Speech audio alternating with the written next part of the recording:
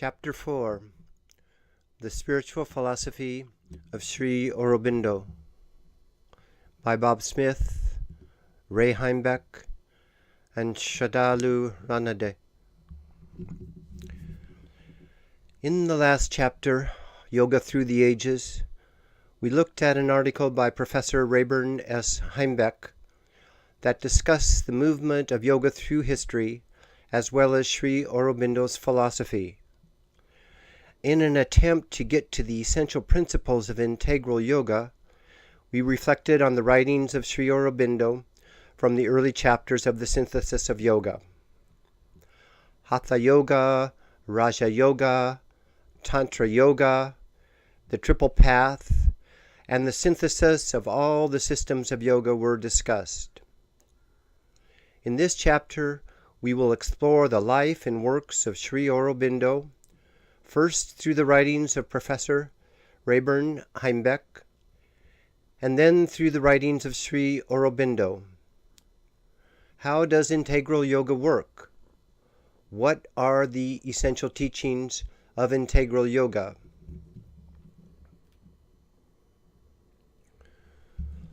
To understand the context in which Sri Aurobindo lived and the influences that were upon him, let us take a look into his life. Aurobindo Ghose was born in Calcutta, India, on August the 15th, 1872. In 1879, at the age of 7, he was taken with his two elder brothers to England for education and lived there for 14 years. Brought up at first in an English family at Manchester, he joined St. Paul's School in London in 1884, and in 1890 went from it with a senior classical scholarship to King's College, Cambridge, where he studied for 2 years. During his 14-year academic career in England, he mastered Latin, Greek, English, French, German, Italian, and read the great literatures written in those languages. In the Philosophic Classics, Volume 6, Asian Philosophy, Professor Rae Heimbeck continues this discussion. He says, "In England, his creative imagination was awakened, his habit of large and original thought established, and his keen rhetorical skills honed. There also he witnessed the debate of the biggest scientific breakthrough of the 19th century, the evolutionary hypothesis of Charles Darwin and A.R. Wallace. Upon his return to India at age 21, he immersed himself in a second education, a self-education in Indian culture, from which he had been shielded from his youth by his father. While teaching Indian schoolboys French and English in Baroda, Western India, he taught himself Sanskrit, plus several other Indian languages, and read the masterworks of Indian literature, philosophy, and religion. In the last decade of the 19th century and the first of the 20th, he embarked on 2 pursuits, politics and yoga. His forceful journalism on behalf of Indian independence terminated with a year of pre-trial detention in Calcutta's Alipur jail on charges of sedition against the British government. While in solitary confinement, he had 2 high mystical experiences, others of which would follow. Soon after release, he sought permanent refuge in Pondicherry, French India." We will come back to Rae Heimbeck's writings after a little more discussion on the biography of Sri Aurobindo. To trace Sri Aurobindo's life from 1910 to 1950, the Sri Aurobindo Ashram biography of Sri Aurobindo says, "During all his stay at Pondicherry, from 1910 onward, he remained more and more exclusively devoted to his spiritual work and his sadhana. In 1914, after 4 years of silent yoga, he began the publication of a philosophical monthly, The Arya. Most of his more important works, The Life Divine, The Synthesis of Yoga, Essays on the Gita, the Isha Upanishad, appeared serially in the Arya. These works embodied much of the inner knowledge that had come to him in his practice of yoga. Other books of his were concerned with the spirit and significance of Indian civilization and culture, the foundation of Indian culture, the true meaning of the Vedas, the secret of the Veda, the progress of human society, the human cycle, the nature and evolution of poetry, the future of poetry, the possibility of the unification of the human race, the ideal of human unity. At this time also, he began to publish his poems, both those written in English and at Baroda, and those, fewer in number, added during his period of political activity and in the first years of his residence at Pondicherry. The Arya ceased publication in 1921 after 6 years and a half of uninterrupted appearance. Sri Aurobindo lived at first in retirement at Pondicherry with 4 or 5 disciples. Afterwards, more and yet more began to come to him to follow his spiritual path, and the number became so large that a community of sadhaks had to be formed for the maintenance and collective guidance of those who had left everything behind for the sake of a higher life. This was the foundation of the Sri Aurobindo ashram, which has less been created than grown around him as its center. Coming back to the words of Professor Rae Heimbeck, he says, Sri Aurobindo's literary output reflects the depth of his dual education, yogic practice, and mystical experience.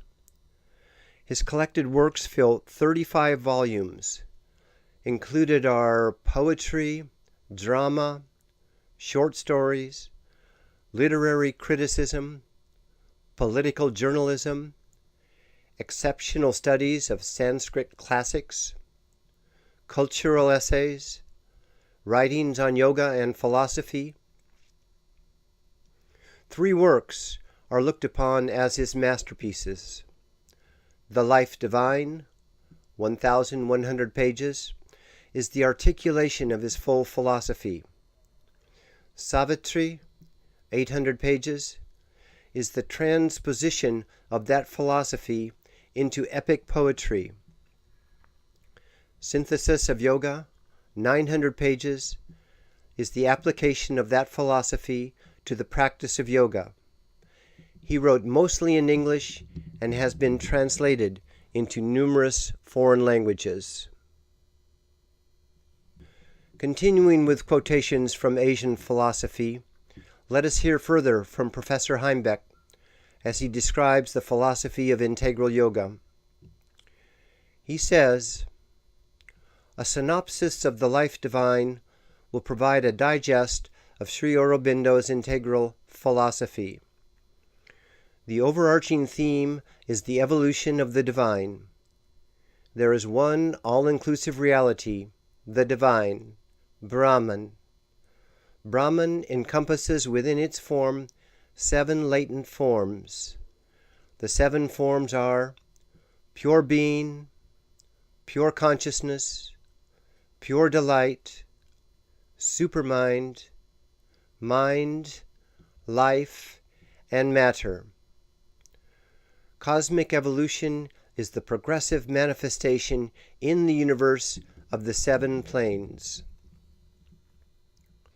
The reader of the Life Divine and the supramental manifestation upon earth learns that the divine is one without a second, non-dual, all-inclusive, and encompasses 7 latent forms: matter, life, mind, supermind, pure delight, pure consciousness, and pure being.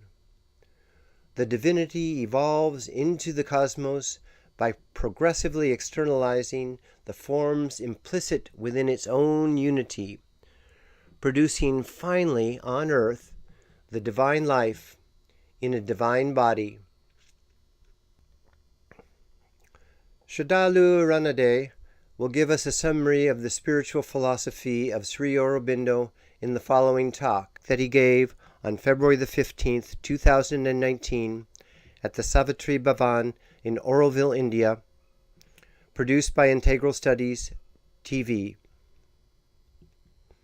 The discussion comes from a reading of Chapter 17 of the Synthesis of Yoga, the chapter entitled The Soul and Its Liberation. Now, the yoga really is increasing the power of self-knowledge. And the habit of egoistic mind is to remain bound in the power of ignorance by habit. If you think about it, if the habit was not there strong enough, we would simply slide back into the oneness, because that is such an overwhelming truth of reality. Everything is sustained by oneness. Everything is relating to oneness. Every event happening is possible because the oneness holds it all together. And if there was not a very strong fixation in limitation or in division or in ego, we would not be able to hold individuality easily. And it is here that you find the justification for the rigidity of the ego consciousness, or the nature of the struggle of awakening out of matter. First, the divine built a firm base in complete self-division, in what we call inconscience. Total loss of consciousness, total loss of any sense of existence. Barren, empty space is all you see. Fluctuating energies. That's the physics in which the world starts. And then out of that slowly emerges matter.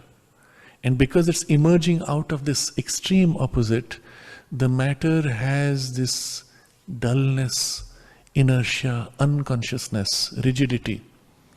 And out of that, bit by bit, as life and mind evolve, the sense of the inertia and rigidity and dullness of matter is what keeps the hard form. So that you don't very quickly lapse back into that which is so much more plastic and fluid and free. It keeps you bound and tied. And you understand why matter resists the awakening of the spiritual consciousness. Because it serves the purpose of keeping the individual and the base here in form. Because the goal of Sat-Chit-Ananda in the multiplicity of the play is to manifest through form, and to have the play possible through sustaining form. I'm not using the word rigid anymore, because the form has to become plastic, but it must be able to sustain as form to be able to have any meaningful play. So rigidity is the way by which it keeps the sustaining character of the form in the beginning. But as the consciousness awakens more and more, it looks at this form and tries to make it more and more plastic, more and more conscious, until with a divine consciousness, it becomes divinely plastic and expressive of the Sat-Chit-Ananda's delight and beauty and joy and love and knowledge and power, but now in a sustaining form, in a transformed or divinized body, which can now experience a divine life in form, sustained in a material world. To have the divine life in the spiritual worlds is already there. It's not here. And that's the whole point of this exercise of building it here. And here is when you have the miracle. That which is free of form and infinite appears here in form as finite and yet revealing infinity of its delight and beauty and love and knowledge and power through finite appearance of form. And such a form would be so extraordinarily beautiful, because at every moment it would reveal its newness and its ananda, its delight. And the form has to become plastic enough to be able to constantly be fresh and new in its beauty. And even the most beautiful flower or the most beautiful face of purity is nothing compared to that glow of Sat-Chit-Ananda when matter itself becomes divine Ananda. And we get a glimpse of that when we experience the nature of the psychic being and the psychic personality. That is the part of us in which we experience divine in and as form, to whatever extent it has evolved. And that's why Mother spoke of the psychic being materializing to become literally the substance of the body. That would be the basis on which the supramental body would be expressed in the world.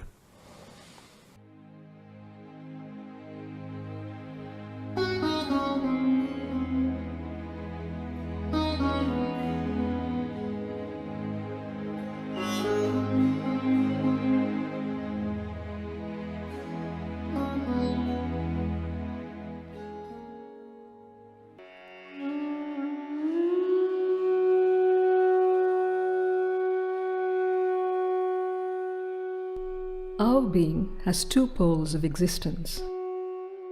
The superconscient pole is above, and the inconscient pole is below. There is a vast spectrum of consciousness between these two poles.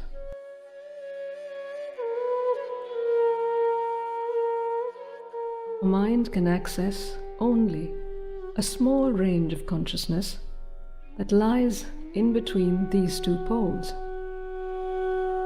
Sri Aurobindo divides this full spectrum into two hemispheres, the upper and the lower. The upper half is our divine higher nature, the formless, eternal, and infinite existence beyond time and space, blissfully conscious existence of oneness, the Sachchidananda in Sanskrit. The lower hemisphere is formed by the three planes of mind, vital, and physical worlds in time and space. Between the two hemispheres is the Supermind, linking both. It is the Mahas of Vijnana of the Vedic rishis. Thus, as a whole, there is a vertical hierarchy of 7 planes of consciousness.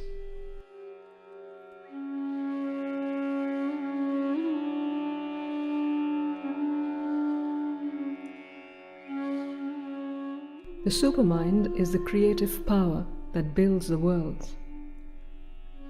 All the higher planes are involved in the physical plane. The evolution unfolding on the earth in the physical plane as a result of pressure arising from within the physical plane to express the involved consciousness. This is supported by a descending pressure from the planes above. The emergence of human beings on earth is a result of the descent of the mental plane into the physical plane.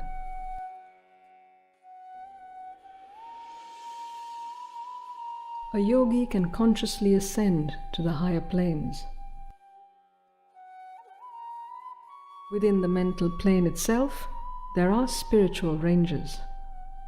First is higher mind that transforms our step-by-step linear thought process into mass ideation. Second is the illumined mind of light, vision, and revelatory knowledge. Third is the intuition, where knowledge comes by identity.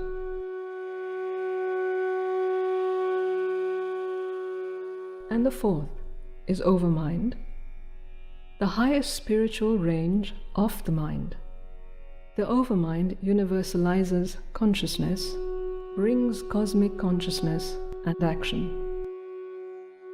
Above the bright lid of overmind is the plane of supermind, where it is no more diversity moving towards unity, but unity embracing diversity in the infinity of our being. The power of triple time vision, Trikala Drishti, embracing the past, present and future, arrives at its perfection. Knowledge and will moves together upon the foundation of oneness. But such an ascent does not transform the human nature. All these higher ranges are yet to fully descend into human beings and manifest their higher operations. Only when dynamic powers of the higher planes descend, with the psychic being as a support from below, the mental, vital, and physical parts of being undergo spiritual and supramental transformation.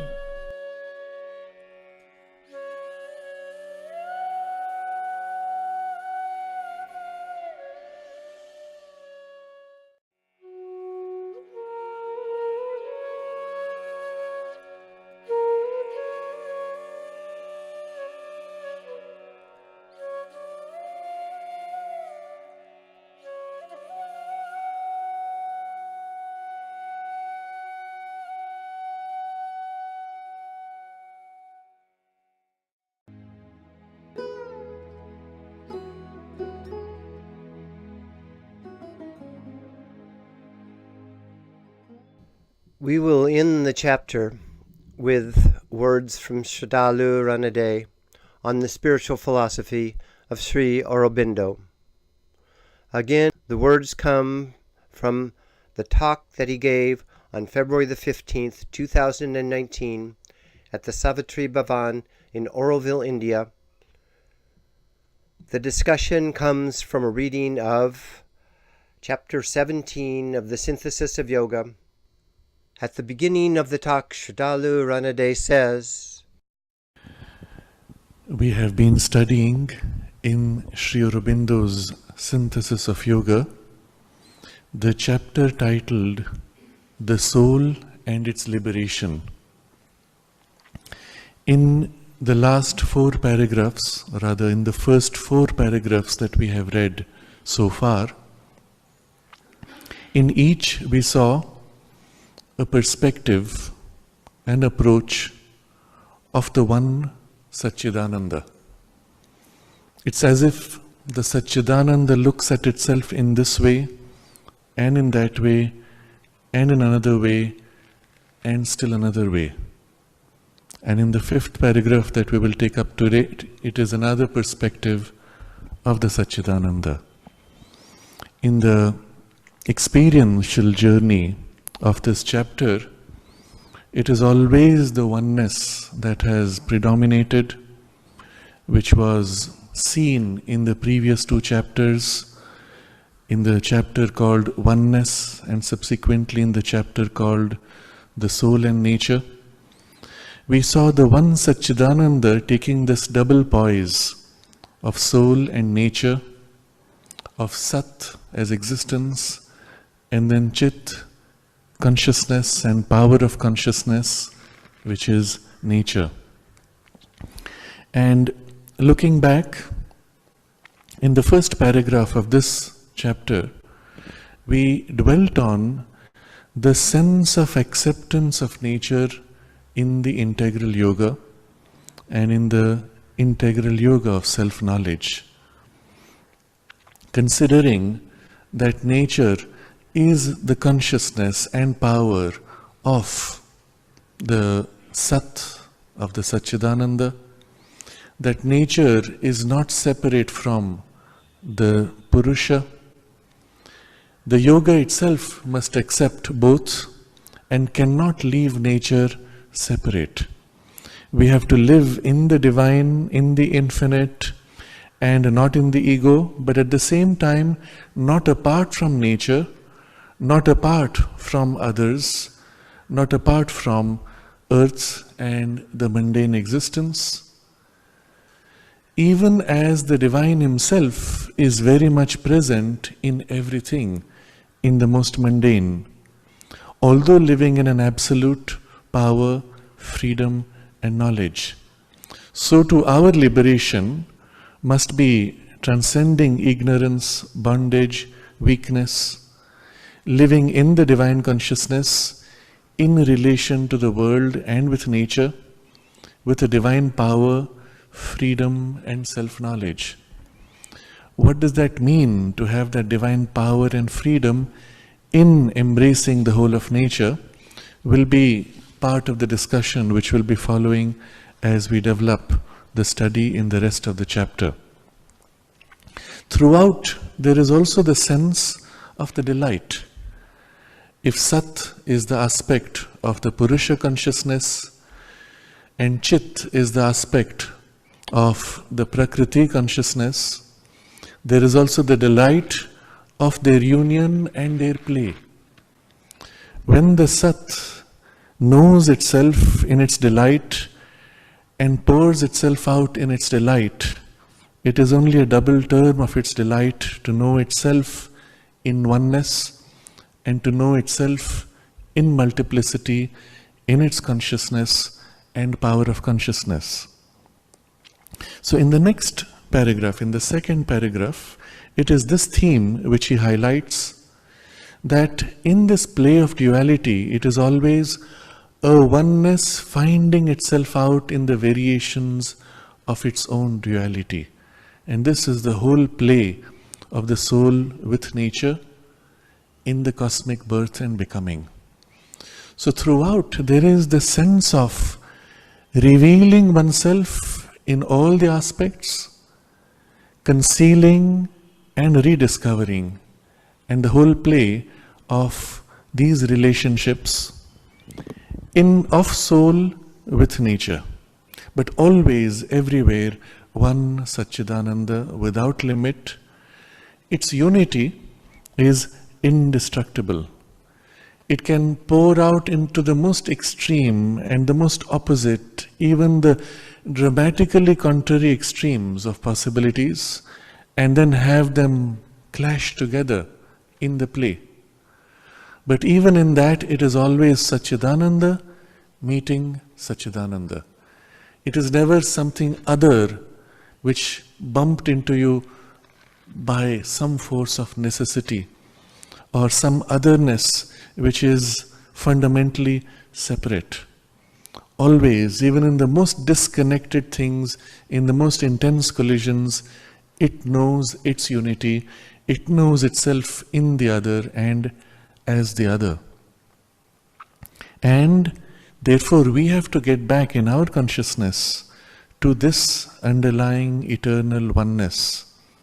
And to return to this is the whole purpose of the yoga of knowledge.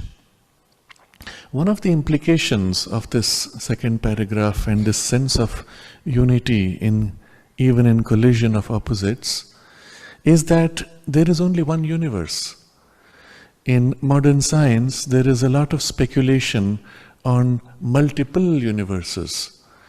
And it is a speculative exercise which somehow tries to explain the complexity of the universe by saying that what we experience is a part, but there are other universes at each moment splitting away from us, and every possibility is a universe in itself. Yes, that is true in the oneness of the Brahman. So all the infinities of universes that you can conceive of are really the same one Sat-Chit-Ananda, which knows itself as this or that or the other experience. There is only oneness, even in the sense of the extreme multiplicity. In the third paragraph, Sri Aurobindo now takes this oneness into the particular aspect of the relationship of soul and nature. The unity, he says, works out everywhere and on every plane by a practical truth of duality. For the purpose of execution, for the purpose of appearing in multiplicity, there has to be some practical appearance of duality which allows for this multiplicity. And so he explains that the eternal is one infinite conscious existence, not something unconscious or mechanical. It is always in the play of delight, of creative self-experience. It creates out of itself new experiences of itself and pours them out. And just as we experience in ourselves two poises, one in which we are aware of something which is always timeless, nameless, eternal, and we are at the same time aware of ourselves as experiencing this, becoming that, doing that, but at no point are the two separate. So it is in the oneness of the Sat-Chit-Ananda that the soul and the power of soul as nature are only two facets of the same consciousness for the purpose of being able to experience multiplicity. The multiplicity becomes possible because now the same oneness which knows all of its possibilities as soul draws out one aspect, draws out another aspect and another, all at the same time playing with each other. And so this playing out, flowing out is nature allowing for the sense of separateness of what? Of itself flowing to become play. And so you have to have practically a sense of two.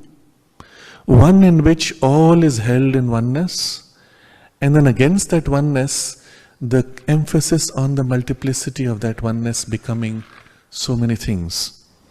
And as a result of this continuity of the two being simply aspects of each other, the old philosophical quarrel between being and becoming is gone. There is only one taking a double poise. And this was the sum of the third paragraph. In the fourth paragraph, upon which we dwelt last time, Sri Aurobindo takes this discussion to a further detail, that the Prakriti, the movement of nature, forming, creating, has two aspects. There is this aspect where she is pouring out all powers of knowledge, will, delight, self-expression, all variations, inversions, conversions, conservations, even perversions. All these are being played out. We see and know this as the world and as nature. And behind all this play, behind all these extremes, is the same power knowing herself in all these movements, but holding equally every movement, supporting every extreme of size, the grain of sand and the galaxy equally supported, supporting every force, a force that moves this way and a force that moves the opposite way, heading for a collision, are both equally supported by the same power, by the same energy. And every variation is held in the same force, in equal unity, supporting the whole play impartially, and therefore in her consciousness utterly in equilibrium. At no point is she exaggerated on one side or the other, or biased in one sense or another. And this is still nature. She is pouring out, she is directing all these energies. But the poise here is where she knows her unity and holds all these movements and guides them from a position of mastery. So he says, governs even as it has originated the variations and directs them to whatever aim of its self-delight, the being, the Purusha, has conceived in its consciousness and determined by its will or power of consciousness. And so at this point, this larger, complete nature, which he now calls higher or divine nature, is looking at her consciousness of Purusha, the Sat, and what it conceives of itself.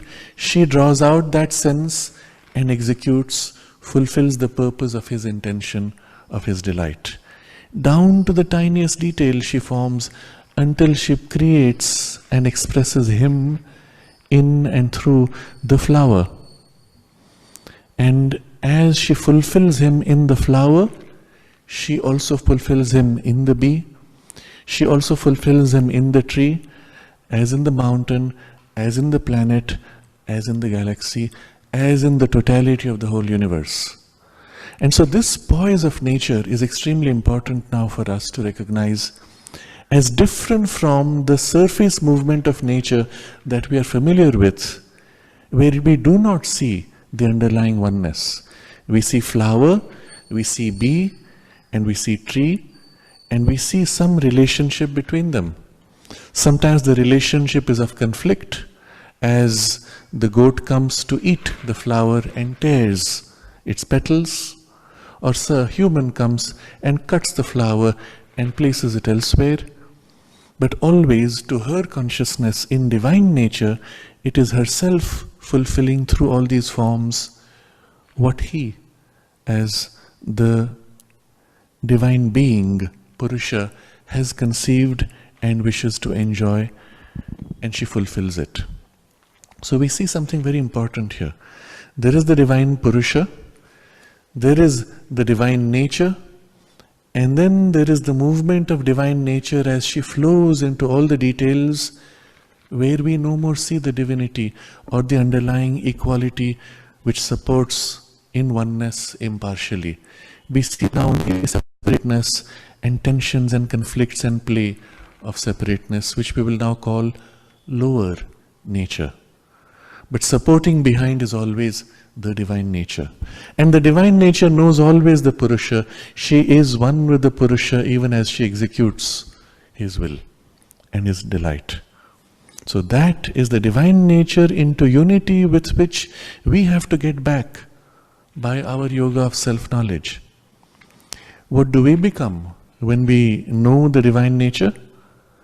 We have to become the Purusha, Sat-Chit-Ananda, delighting in a divine individual possession of its Prakriti, and no longer mental beings subject to our egoistic nature. So our consciousness, as it rises to become conscious of this divine nature, our consciousness also joins with the Purusha.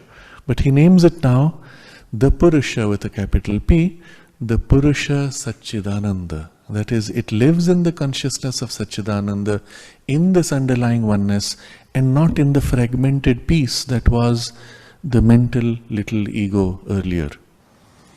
So something very important is implied here. As our consciousness is liberated from the ego and it rises more and more into this sense of the oneness of Sat-Chit-Ananda, we also discover nature in her larger, clearer and diviner working, equally supporting all things, free in her divinity, as our own power now, our own consciousness pouring out to express this nature. Now this ascent is taking place not in the cosmos, but in the individual. I am experiencing my consciousness now as it rises beyond the mind and awakens to Sat-Chit-Ananda. I begin to see my nature, which earlier I felt separate, cut off from the flower.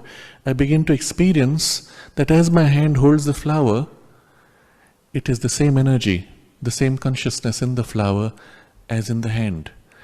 As I look at the flower at a distance on the tree, I experience the same energy that is tree, the same consciousness that is tree and flower.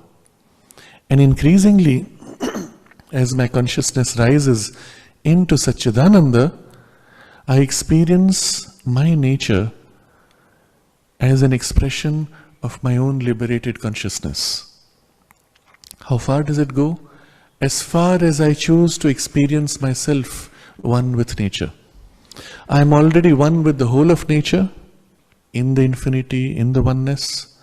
But in my personal sense of action, I have a range which is my sense of participation in the whole. And yet I am conscious of the whole. I am conscious of the flower as myself in another form. And I center myself in this individual through which I gaze upon the flower and reach out to touch, to cut, and to take myself in another form. But always I am conscious that it is my own consciousness, my own energy, equally supporting the flower as it supports this individual center that I call me. So as the individual rises to become Purusha Sat-Chit-Ananda, delighting in a divine individual possession of its Prakriti, this play becomes now revealed and fully conscious.